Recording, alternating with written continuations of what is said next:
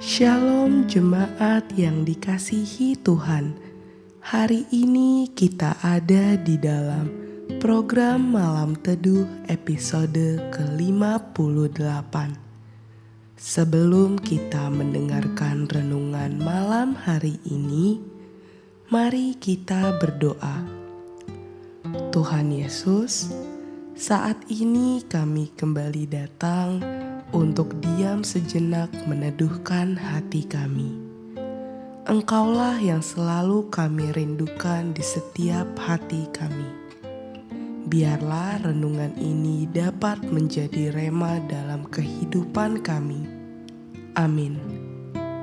Renungan malam ini ditulis oleh Pendeta Dr. Insinyur Imron Wijaya MMMTH yang berjudul Doa yang Benar. Renungan malam ini diambil dari Matius 17 ayat 14 sampai 21. Dalam Matius 17 ayat 16 sampai 17 yang berkata, "Aku sudah membawanya kepada murid-muridmu, tetapi mereka tidak dapat menyembuhkannya." Maka kata Yesus, "Hai kamu angkatan yang tidak percaya dan yang sesat, berapa lama lagi aku harus tinggal di antara kamu? Berapa lama lagi aku harus sabar terhadap kamu? Bawalah anak itu kemari." Kalau kita lihat dan teliti dengan cermat, ayat ini menggambarkan dan melukiskan murid-murid Tuhan Yesus yang seakan-akan salah berdoa atau tidak ada kekuatan dan kuasa untuk mendoakan orang yang sakit ayan tersebut. Ternyata tidak semua doa yang dipanjatkan atau diucapkan tidak ada yang salah. Karena tujuan kita berdoa untuk Tuhan, maka di hadapan Tuhan tidak ada doa yang dipanjatkan oleh siapapun juga. Pada hakikatnya dan intinya tidak ada yang salah. Tetapi di sini bukan doa yang dipanjatkan itu salah, tapi cara berdoa atau cara mengucapkan doanya yang salah atau keliru.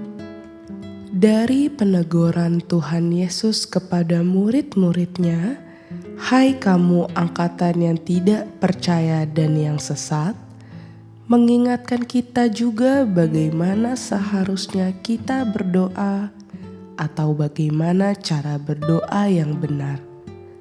Ingat, kita ini telah memiliki kuasa sejak Roh Kudus turun ke atas kita.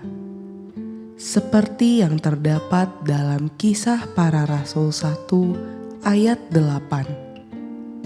"Tetapi kamu akan menerima kuasa kalau Roh Kudus turun ke atas kamu, dan kamu akan menjadi saksiku di Yerusalem dan di seluruh Yudea dan Samaria dan sampai ke ujung bumi."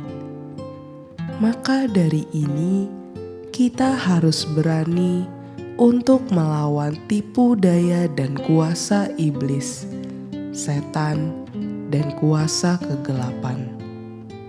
Karena kita tidak sendirian, ada Tuhan Yesus yang selalu melindungi, menjaga, menyertai, dan memberikan kesehatan di mana kita ada dan tinggal. Pertanyaannya, bagaimana cara berdoa yang benar? Pertama, cara berdoa yang benar disertai dengan iman percaya kita kepada Tuhan Yesus yang sungguh-sungguh, atau tidak ada kebimbangan dan keraguan-raguan.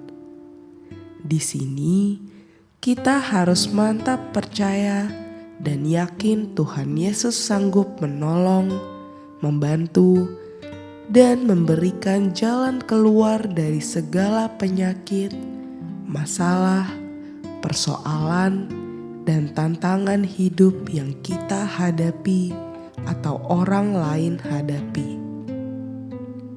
Yang kedua, cara berdoa yang benar disertai meminta ampun dan saling mengampuni satu dengan yang lain.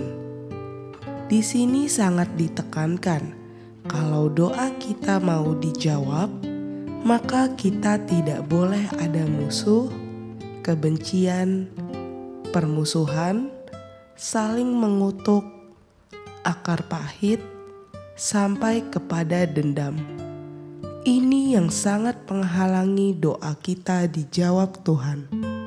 1 Yohanes 1 ayat 9 berkata, "Jika kita mengaku dosa kita, maka Ia adalah setia dan adil, sehingga Ia akan mengampuni segala dosa kita dan menyucikan kita dari segala kejahatan."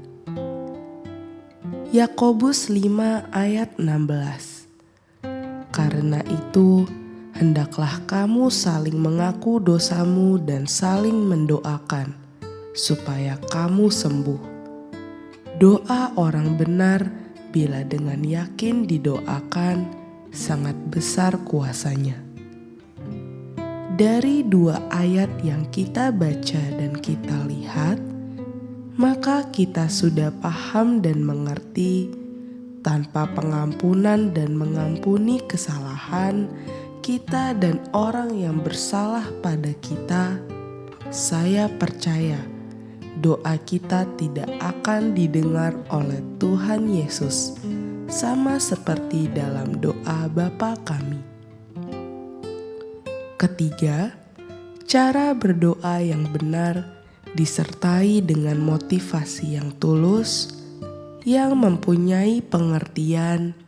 Kita mendoakan orang lain, keluarga tahu diri kita sendiri, dengan ketulusan yang keluar dari hati dan pikiran kita. Dengan kata lain, tidak ada maksud, tujuan, dan keinginan yang lain atau yang menyimpang dari apa yang kita doakan, sesuai dan terfokus juga pada kebutuhan yang kita harapkan, sakit penyakit yang kita alami, atau orang yang kita doakan, kesatuan hati atau kesehatian dan pikiran kita dengan orang yang minta dukungan doa tersebut. Janganlah berlebihan atau minta yang secukupnya saja dari permohonan yang kita minta atau inginkan. Dan tentu saja tidak boleh ada unsur kesombongan, kehebatan, dan merasa diri jago berdoa. Terakhir, yang paling utama yaitu dengan motivasi ketulusan doa kita harus mengarah kepada kemuliaan dan keagungan nama Tuhan Yesus.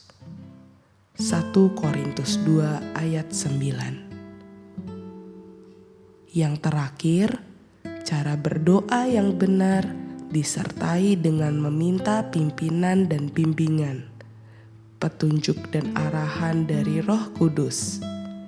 Dengan kata lain, jangan mengandalkan kemampuan diri sendiri dengan apa yang kita doakan, supaya kita jangan salah melangkah, mengucapkan, dan memohon kepada Tuhan dalam doa kita dengan apa yang kita atau orang lain yang kita doakan yang terjadi, alami, dan derita dalam hidup ini. Dengan kata lain, meminta dukungan dan bantuan Roh Kudus di dalam doa kita. Dari hal-hal atau uraian di atas, sekarang kita paham dan mengerti, tidak ada doa yang salah atau tidak benar di hadapan Tuhan. tetapi cara berdoa atau memohonnya yang kadang-kadang salah dan mempunyai motivasi yang tidak benar, sehingga beberapa orang merasa hebat, mampu dan sakti dalam berdoa. Ingat, kita semua mampu dan sanggup berdoa, apalagi kita sudah dibaptis dan dipenuhi Roh Kudus. Jadi, di sini semua doa yang kita panjatkan, minta, dan sampaikan, pasti semua didengar Tuhan. Tinggal menunggu waktunya yang paling penting dalam doa kita yang kita sembah, tinggikan, muliakan, dan agungkan nama Tuhan kita Yesus Kristus. Amin. Demikian renungan pada malam hari ini. Kiranya renungan ini dapat menjadi rema dalam kehidupan kita pribadi. Sampai jumpa dalam program Malam Teduh berikutnya. Tuhan Yesus memberkati.